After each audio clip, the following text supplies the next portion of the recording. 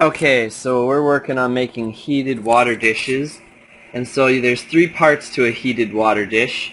You've got your resistive element, which is a 200 watt 100 watt 200 ohm resistor. Then you've got your thermal shutoff valve, and I'm using this part number type thermal shutoff valve. It is a NTE DTO 60. Yep. And it opens on the rising edge, so when the water in the dish freezes, it closes and turns on the heater, and when the water in the dish reaches about 40 degrees Fahrenheit, it opens and no longer heats your water. So that way you can keep from burning anything, and you can keep the water from freezing. So the first step was we took the thermal shutoff and we took the resistor, and we used I'm using wire glue, but any thermal type of glue will work, and we adhered them to this stainless steel metal dish. Now you have to adhere them in such a way that your plastic dish still fits over the top. So that's the first step, is gluing them to the bottom of the metal. Okay.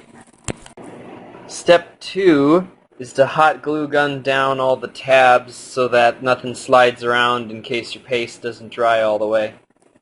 It's also just to help to anchor things down, because that paste doesn't really hold stuff as well as it ought to. Next, what you need to do is you need to wire these two in series, and you want to use a really big gauge. I'm using gauge 12 wire to wire these two in series. Yep. Okay, step 4 is to melt a hole in the side of your plastic and run your power cables through it. Don't try and drill a hole, because plastic typically cracks when you use a drill. Okay, the next step is to solder one power wire to the resistor and the other one to your thermal shutoff, so that the power flows in and around this loop.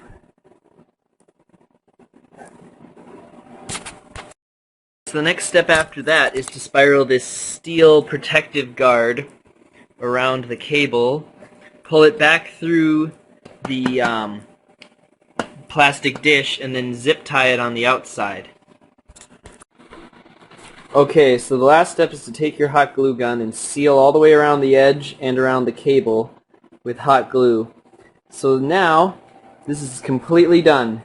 You got your cable for the power, you got your cable guards, they don't chew through the power wires, you got your plastic to keep them out of the electronics, you got your thermal shutoff, you got your heater, and you got your pan. You got everything you need. Fully completed heated water dish. Okay, so I'm all done making the water dishes. I made 3 of them and they turned out really well. You got the bowl, the cable, the heater, the shutoff, the plastic.